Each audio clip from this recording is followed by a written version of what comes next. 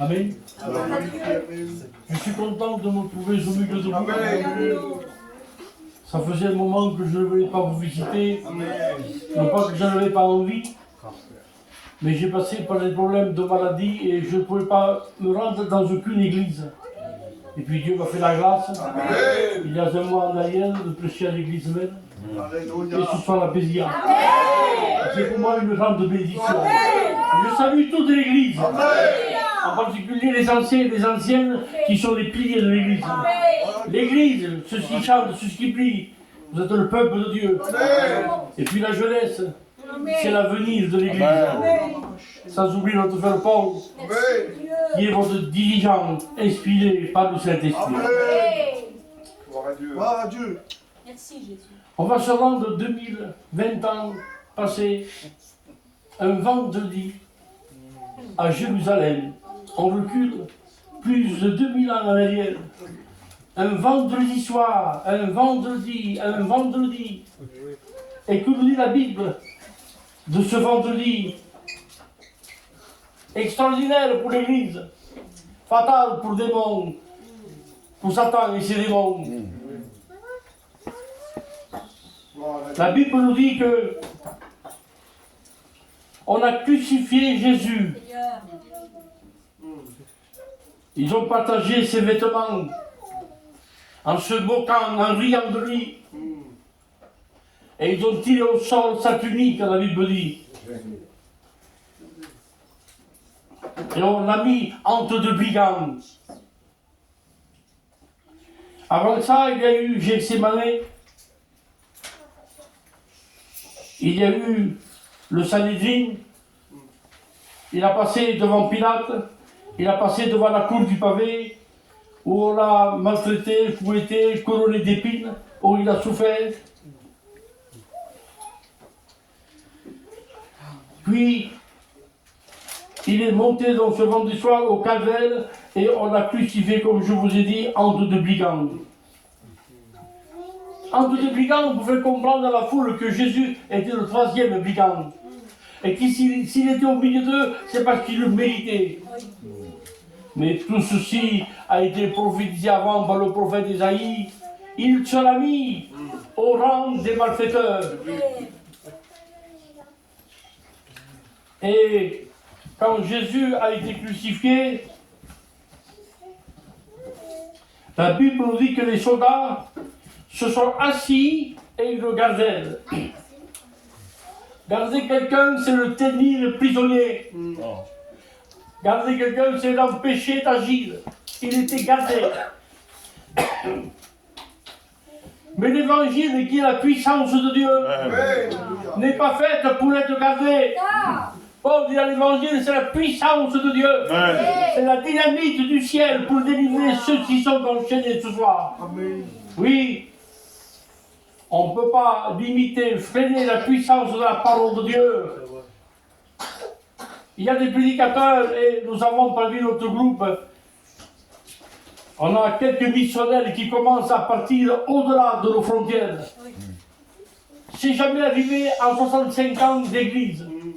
Maintenant, il y a quelques années que ça commence à partir. Et je loue Dieu, ce qui nous porte nouvelle, c'est ouvert. Et si le Seigneur tarde à venir, que notre jeune prédicateur soit touché pour aller dans cette direction qui n'est pas facile. Il n'est pas facile. Mais quand on est poussé par Dieu, on suit la parole de Dieu de tout notre cœur.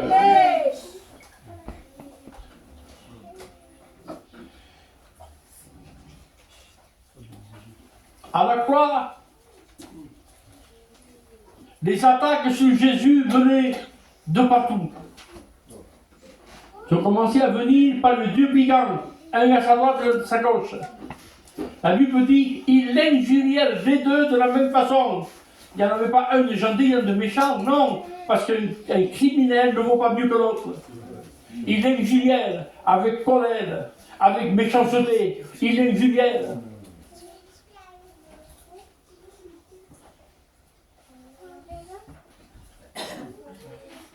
Et David dira au psaume 22, une bande de brigands, de malfaiteurs m'environne.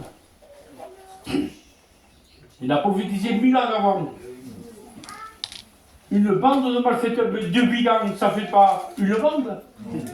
C'est deux hommes, pas une bande, mais nous parlons d'une bande de malfaiteurs. Ceux qui me voient se moquent de moi, dit la prophétie. Une bande de malfaiteurs. Mais qui était-ce, cette bande de malfaiteurs qui avait devant Jésus? Au côté, il y avait les deux brigands, et devant, il y avait une bande de malfaiteurs. Mais est-ce que la Bible nous dit qui étaient ces personnes? Oui, la Bible nous dit, je ne vous cite pas les textes parce que c'est trop long. Il y avait les anciens, il y avait les scribes, et il y avait les sacrificateurs. Les anciens, ceux qui gardent les choses. Les scribes, ceux qui traduisent les manuscrits. Les sacrificateurs, celui qui se place devant Dieu pour lui et pour le peuple. Tout le Sanhédrin était représenté. Tout Israël était représenté par ces trois catégories de personnes. Ils se moquèrent ouvertement de lui. Les brigands se fâchèrent, mais les autres se moquèrent. Pourtant la Bible est claire, Galates, Paul nous dit en Galates, on ne se moque pas de Dieu. Et si eux se sont moqués, nous ce soir, on veut le prendre avec tout sérieux. De tout notre cœur, de toute notre âme et de tout notre esprit.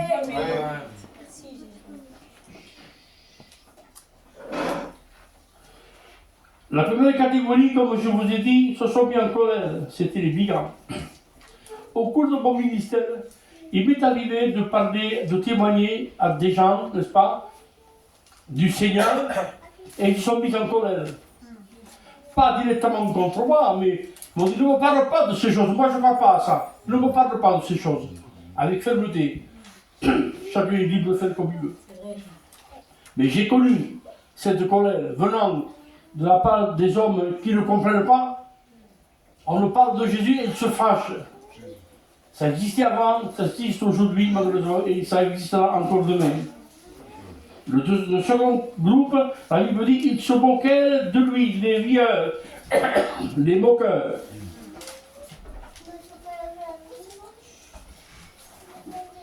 Et j'ai vu aussi des moqueurs. On leur parle de Jésus, on les entend de prêcher, ils sont au fond, ils se mettent à rire. À mon dire, ils disent n'importe quoi, ils croient à ces bêtises. Avec un sourire moqueur. Il ne parle pas, il dit, mais c'est grave. C'est grave de se moquer de la parole de Dieu. J'ai connu, et je ne suis pas le seul, on a connu des rieurs, des moqueurs, et ceux qui se mettent en colère contre l'évangile. Et puis la troisième catégorie, la Bible nous dit que lorsque Jésus était à la croix du Calvaire entre deux brigands et entouré de ces moqueurs et de ces rieurs, il y avait les passants, ceux qui passaient devant la croix. Ils regardaient ce spectacle, la Bible dit, ils secouaient la tête. En voulant dire n'importe quoi. C'est n'importe quoi. Ce soir, ne faisons pas comme ces gens qui ont passé devant la croix. Arrêtons-nous. Regardons. Non pas pour se moquer, ni pour s'en rire, non, non. Regardons de tout notre cœur. Comme le centenier a regardé de tout son cœur. Regardons la croix.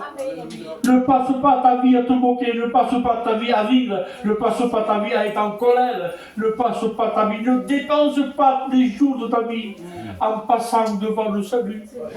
Ne passe pas devant le salut. Nous devons nous arrêter ce soir. Fais une âme dans notre cœur, une âme dans notre vie. Il dit, Seigneur, je passe devant la croix, mais je m'arrête ce soir pour écouter ta parole et touche mon cœur. Que le nom du Seigneur soit loué et soit glorifié. Merci. Ces liens et ces beaux cœurs vont se mettre à parler. Ils diront à Jésus, il a sauvé les autres. Et il ne peut pas se sauver lui-même. C'est se moquer du salut. C'est se moquer de la grâce. C'est se moquer du Fils. Se moquer du Fils, c'est se moquer de la grâce. Il a sauvé les autres, il ne peut pas se sauver lui-même. Mais Jésus n'est pas venu se sauver. Il est venu nous sauver. Amen. De nos péchés et de nos iniquités. Et ce soir, Jésus nous tend la main, une main favorable. Amen. Que le Saint-Esprit nous éclaire. À chacun de nous. Jésus n'est pas venu se sauver, il n'a pas besoin d'être sauvé, il est le Fils de Dieu. Amen. Il est venu nous sauver, à nous. C'est pour nous qu'il est monté à la croix du Calvaire. Le Maître dit là, on ne monte pas la vie. Je la donne pour mes brebis, afin que celle-ci ait la vie à l'abondance. On ne monte pas la vie. Il a donné volontairement pour chacun de nous ce soir. Qui que nous soyons, quoi que nous faisions, Jésus est mort pour tous les hommes, la Bible dit. Et veut ce soir que chacun de nous soit sauvé, soit touché par sa parole, soit délivré si Dieu est captif. Jésus est présent et il nous aime à chacun de nous. Les autres diront, s'il est le roi des Juifs, s'il est le roi des Juifs d'Israël, qu'il descende de la croix. Là, c'est plus fort encore. Et nous croirons en lui. Mensonge! Mensonge! Quand Jésus prêchait au milieu de vous, Sanhédrin, qui guérissait les malades, qui pardonnait aux pécheurs, qui délivrait les captifs, qui enseignait dans le temple, vous étiez stupéfiés par sa doctrine. Vous avez dit aucun homme ne parle comme lui. Alors maintenant tu dis descends de la croix et je connais les emplois. Mensonge! On ne se laisse pas tromper par l'esprit du mal, mais on les réalise ce soir. Je crois en Jésus-Christ, notre Sauveur. S'il descend de la croix, on est perdu. Mais il est resté à la croix. C'est pour chacun de nous. Amen. Les autres iront plus loin, il faut tomber. Il s'est confié en Dieu, alors que Dieu le délivre s'il l'aime. Il voulait faire douter Jésus de l'amour de Dieu pour lui. S'il est le Fils de Dieu, que Dieu le délivre s'il l'aime. Je pense que ça va loin. S'il est le Fils de Dieu, que Dieu l'aime, si Dieu l'aime, mais bien sûr qu'il aime. Il dit là, voici mon Fils bien-aimé, en qui j'ai mis tout mon amour. Amen. Bien sûr que Jésus l'aimait. Mais ces paroles ont été dites pour faire mal au cœur de Jésus, pour le faire douter en sorte.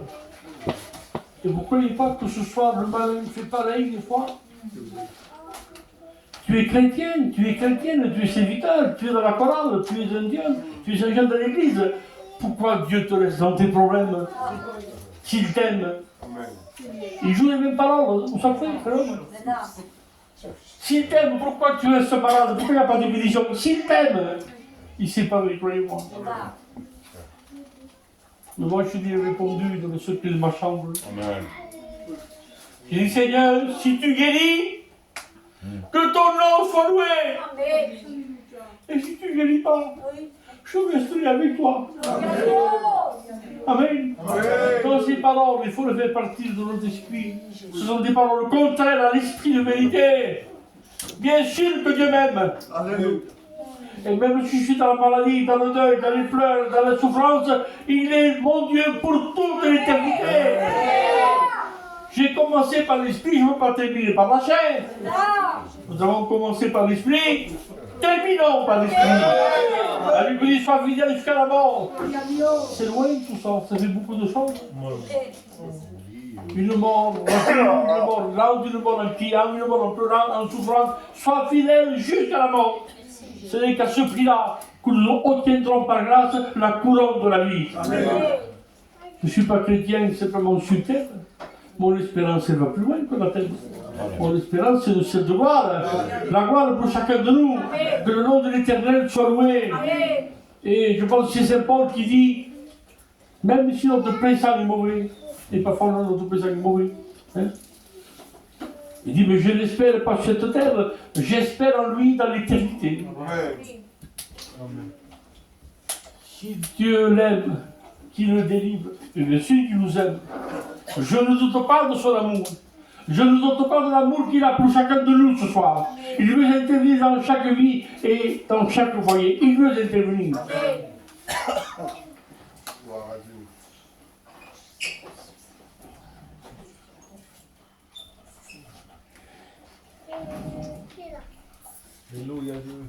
Les soldats se partageaient des vêtements du Christ. Ils étaient 4, la Bible dit.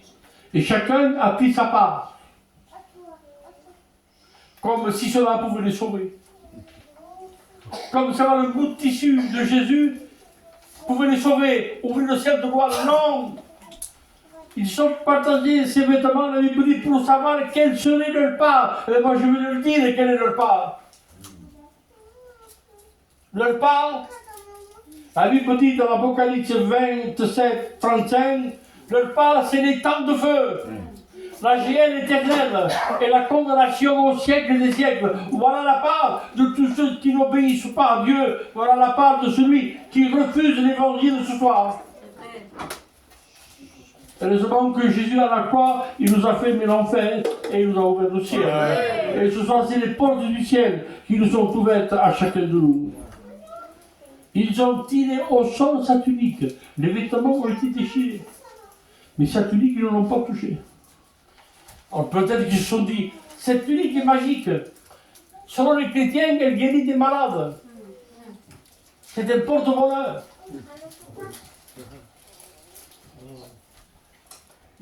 La Bible ne dit pas qu'ils ont dit ça, bien entendu. Mais la tunique qu'ils ont gardée, parce qu'on ne peut pas toucher à la divinité du Christ. Arracher le vêtement, c'est mauvais. Arracher ses vêtements, c'est déchirer son corps. Il a été meurtri, déchiré, blessé pour nous. Mais sa tunique, ils n'ont pas pu. Ils l'ont laissé intacte. Ça, c'est le côté divin de Jésus. Satan a touché son corps, mais pas sa divinité. Il reste toujours le Fils de Dieu. Et à la croix, plus on le faisait du mal, plus on le blessait, plus on le meurtrissait, plus il tombait en défaillance, plus de gloire sautait, plus d'amour sautait. Alléluia, que son nom soit loué, j'ai glorifié. Le psaume dit, son sang a coulé comme de l'eau.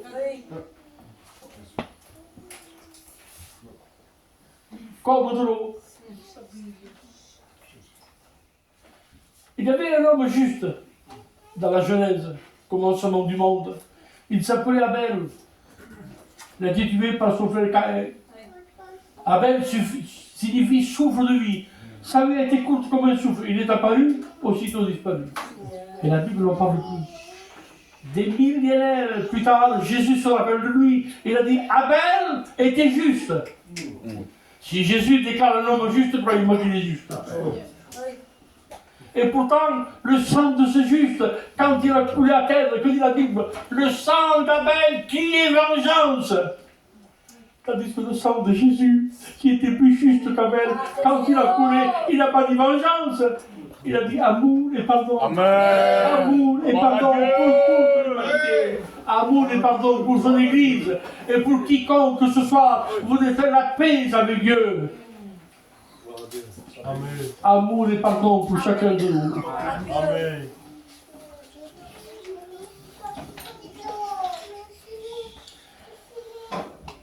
Les brigands qui l'insultaient, celui de droite, au bout d'un moment, il est touché. Que le nom du Seigneur soit loué. Même un brigand peut être changé au dernier moment. Même un cœur dur, un cœur méchant peut recevoir la grâce de Dieu. Amen. Amen. Parce que l'évangile est fait pour tous les hommes.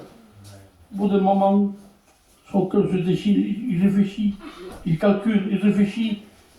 il regarde Jésus, il entend ces mots, et il comprend par la grâce de Dieu qui c'est qu'il a à côté de lui. Et il le prend donc comme Messie. C'est des Juifs. Le brigand, c'est des Juifs. Et les Juifs attendent le Messie encore aujourd'hui. Alors il dit, rappelle-toi de moi lorsque tu viendras dans ton règne. Parce qu'il sait que le Messie doit régner sur la terre. Il lui parle à l'avant de l'avenir. Rappelle-toi de moi quand tu viendras. Mais Jésus ne remet pas à lendemain ce qu'il peut faire aujourd'hui. Le brigand disait plus tard, mais Jésus a dit non, c'est maintenant, c'est ce soir. Je donne la vie éternelle. Tu seras avec moi dans le paradis. Oui, son cœur a été touché. Que nos cœurs soient touchés ce soir par la parole de Dieu. La Bible dit quand on se tourne vers lui, on est rayonnant de joie. Cet homme qui était en souffrance, j'en suis sûr, puisque la Bible dit, son cœur a été rayonnant de joie. Parce qu'il y a de la joie quand on reçoit Jésus. Il y a de la joie, croyez-moi. Et là, le voile du temple, la Bible dit, il se déchira par le milieu. Rappelez-vous, dans l'Ancien Testament, que la mer Rouge s'est déchirée par le milieu pour laisser passer le peuple d'Israël. Oui, ce voile qui s'est déchiré. C'était pour dire, la loi se termine ici, la loi se déchire, et c'est la grâce qui passe. Adieu. Et ce soit la grâce du Christ est répandue pour chacun de nous. Merci Jésus. 5 minutes, je termine.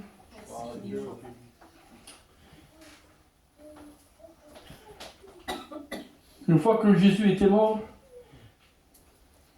il y en a qui disaient, c'est le coup de lance qui l'a achevé. C'est pas vrai? Non? Il était déjà mort avant. Jésus a dit, on ne monte pas la vie. Je la donne pour vivre vie. On ne monte pas la vie.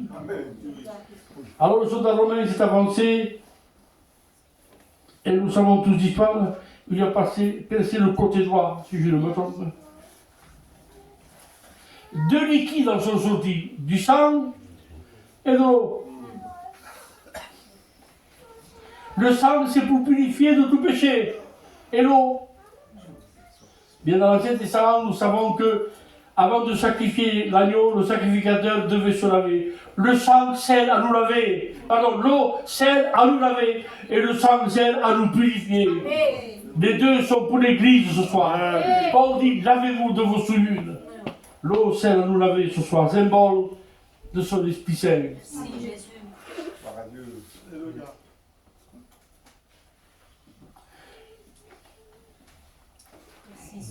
Puis la Bible nous dit que des femmes, les saintes au Chaldènes, se tenaient au loin. Elles n'étaient pas devant la croix. Elles se tenaient au loin. Quand on est loin, on voit les choses petites. Quand on est loin, on manque de spectacle. Quand on est loin, on manque des paroles. Ce soir, peut-être que tu regardes le salut de loin. Tu es loin de Dieu. Tu nous regardes comme des spectateurs, mais tu es loin. Ne sois pas loin de Jésus. Sois comme le centenier. Tiens-toi au pied de la croix ce soir. Et dis, Seigneur, je ne veux pas te regarder de loin. Jusqu'à maintenant, j'étais éloigné. Mais ce soir, je m'avance vers toi.